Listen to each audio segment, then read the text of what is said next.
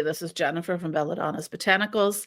And in this video, I want to talk about how your beliefs inform and influence your magic. I'm going to use a few examples here that I've experienced and I see kind of coming through different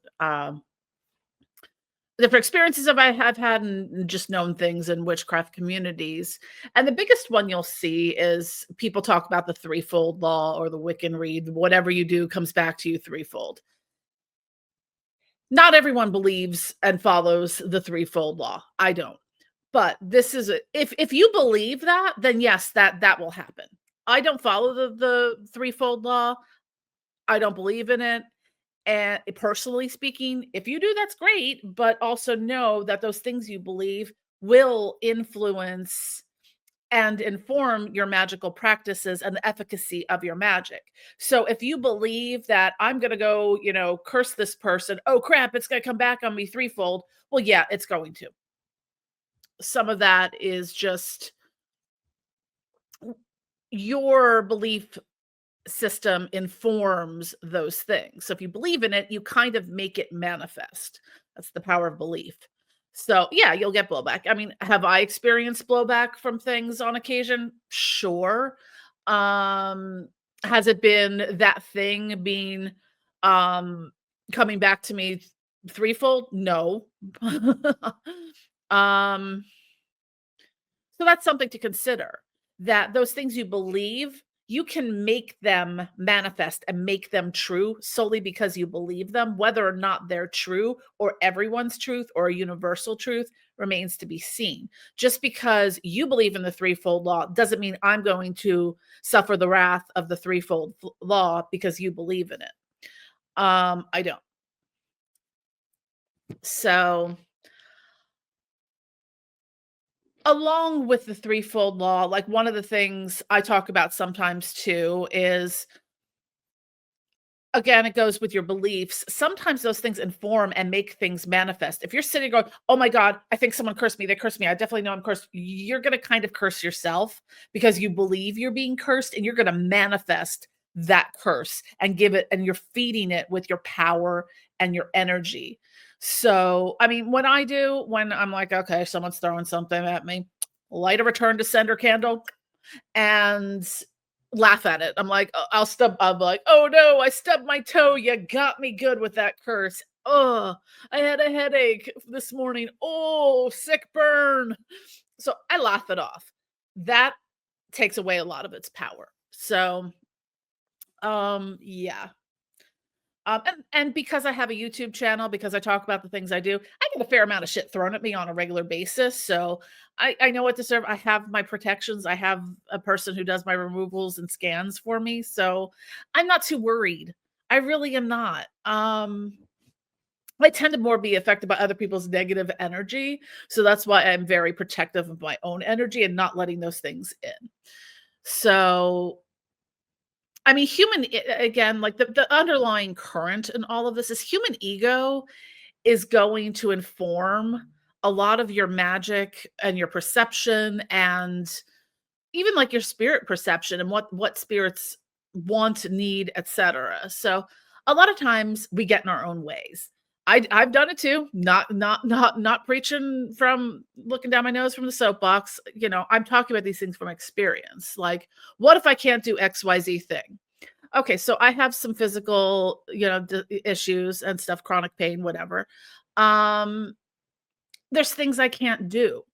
Um, are the spirits going to ignore me because I had to put all my elemental candles on just my main altar instead of putting them at the core, in the ritual construct in each space? So far, I don't think it really matters. A lot of what we put into our magical experience and philosophy and ethos is based on human ego. Um, and we can get in our own ways there, like I said. So it's a matter of, well, what if I can't do XYZ thing? Like, what if I am a recovering alcoholic and I can't leave alcohol related offerings for the spirits I work with? Are they just going to ignore me now and no longer work with me? Or same thing with I have a video on this talking about alternatives to doing blood magic. Not everyone can do blood magic. Not everyone should do blood magic. If you have a history of self-harm and injury, you probably shouldn't be doing that. If you have hemophilia, that can be very dangerous. You probably shouldn't be doing that. Now some spirits will some are more oriented to blood offerings. And when I'm talking about blood offerings, we usually do a diabetic lancet, finger prick. That's it. We're not doing like, massive bloodletting. So if I can't offer blood, is that spirit just going to be like, well, I'm not going to work with you, or I'm not going to, I'm ignoring you. If we think we're going to ignore them, if they think that spirit is going to ignore us and not, work with us on our self work or any spell work we're doing, we're kind of making that manifest. So again, it's your beliefs and things. And I do all kinds of different offerings with the spirits I work with. I mean, I get, fresh flowers every so often that I have in, my altars and in my house. That's kind of a general offering I do to all the spirits I work with. Or, with the oils and stuff that I have, I'll make an oil and I use that on the, burn a praise and offering kind of candle or something for it. So there's little things we do. Each spirit in your relationship with them is the most important, not what's in a book, not what's in a family grimoire or whatever. It's your relationship with them. And I've done all kinds of offerings to spirits. Like I bought a prism for Hecate. Every once in a while I get a little nod on something. I'll be like, oh, Santa Muerte wants this, so I'm buying another thing with a skull on it or something, or a particular crystal. So I do different types of offerings like that. Or you can make like an offering bowl where you put, little things in that. So you could have, offering bowls around your house, some crystals in it, some, you know, crystals, money, herbs, anything. So, like, I don't really do a lot of food offerings for 2 reasons. I have cats. Corey will literally eat anything that is not nailed down. That orange little turd has stolen an entire filet mignon off my plate before. So I can't leave food offerings for that reason.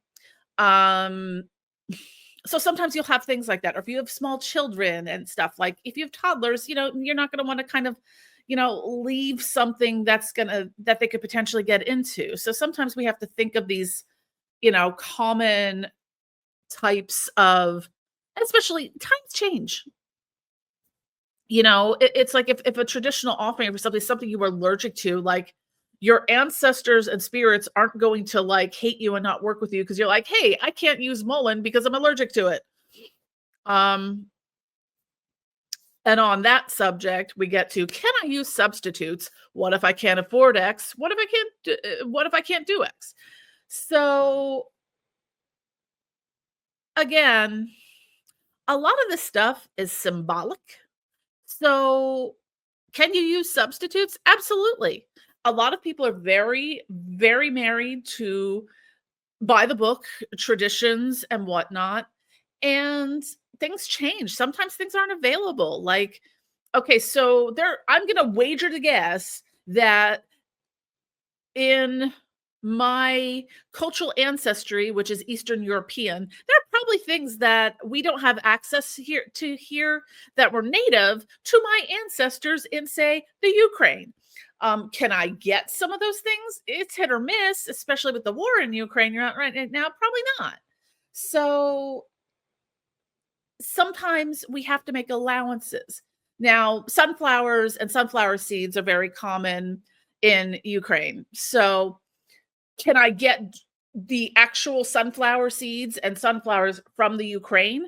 No, but I can get sunflowers and sunflower seeds here and use it as an offering for that. So we have to give ourselves permission to make substitutes for things, because this is where we trip over our own feet. Well, this doesn't have, mullein in it, so it's not going to work. Well, congratulations, you made it not work. That's it. That's what made it not work, is that you thought it was not gonna work because it didn't have mullein in it. And if you're so yes, you will get in your way and make things not work by thinking they're not gonna work because you used a purple candle instead of a pink candle. Like, the correspondences exist for a reason, but again, sometimes you have to do something, you're like, "Well, crap, I only have green candles, so I'm gonna use the green candle." Or, "I only have white candles, I'm gonna use a white candle."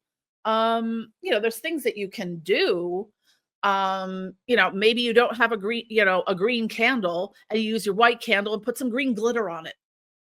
You can improvise. Like, our ancestors didn't have access to all the things that we have, and that's something to take into consideration. Um, so yeah, if you're worried that, this oil doesn't contain, you know, orange, and you think according to tradition, this always has to have orange in it, but this doesn't have orange in it, so now it's not going to work. It just made it not work. Sorry. um, and again, kind of on that note, I've had this conversation, or I've seen it a few times. It's like, does a bigger candle or a bigger crystal influence whether your spell will work or not? Again, sure, a 7-day candle puts a little bit more power into things, but if you can only afford tea light candles, or say you've got way too much going on, or you have a secret practice and it's easier to do tea light candles, that'll work for you. Your spell isn't going to be less effective if you use a chime candle versus if you use 400 7-day candles. I've had the same results from any number of those things. Sometimes I like to use sometimes I think of it in terms of longevity, but it's not always the case. Like, I tend to think of something that's more ongoing, that I'm just gonna kind of put some steady work into it. Yeah, I will probably use a 7-day candle for that, or a bigger pillar candle. Something that's like a quick once and done thing, or like a daily type thing. Like, I burn it like, there's some things I've done, I'm like, where I had to burn a candle every day for 7 days. That I'm probably gonna use a tea light for, or a chime candle. It's fine. It's really fine. Because what ends up happening when you get so stuck in these things, you're kind of telling other people their magic ain't shit and it ain't gonna work because they can't get a 7-day candle. Um, or they're being mindful of, say, their roommates or their family that doesn't know that they practice. So, little less conspicuous to light a tea light candle or a votive candle versus a big honkin' 7-day candle. They take up some space and will be more noticeable. So, but there is some inherent ableism in sort of looking at some of those things, when you're like, you can't make substitutions, or this has to be exactly done by the book, which then means, like, okay, well, someone in a wheelchair who can't go out and build a 9-foot stone circle outside, you're saying to them, well, sucks to be you, your magic won't work because you're disabled. That's kind of what you're saying in those things, and I'm more cognizant of that, being that I've had to modify a lot of my practices around chronic pain, joint issues, autoimmune flare-ups. Like, there's just sometimes I can't do those things. Or space, like, I live in an apartment townhome complex with an HOA. Can't really go out back and build a stone circle. Um, or, right now where I live, we're in a drought. We desperately need rain, and because of that, we've been having a lot of brush fires and wildfires. So you can't burn things. You can't, go grill outside. You can't, have a bonfire or an outdoor fire pit or anything like that. So sometimes you have something like that. You're like, well, I've got this shit to burn, but right now I can't burn it safely. I can't go outside with my little cauldron and burn some petitions because one of those embers could freaking start a forest fire.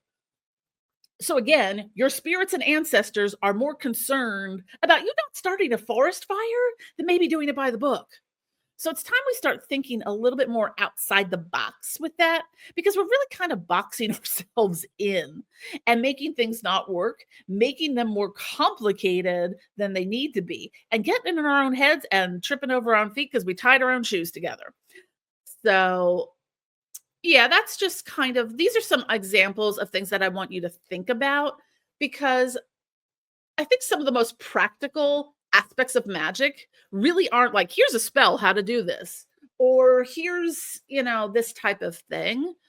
In the rubric of foundational knowledge, this is just as important as here's a spell on how to, do XYZ thing. So thinking about these things because this is just as important. So, anyways, I just want to keep this video relatively short. So thank you for watching. Don't forget to click like and subscribe. Be sure to follow us on social media. Sign up for e-newsletter to keep an eye out on everything we're doing, new products, sales, etc. Thank you for watching. Love you.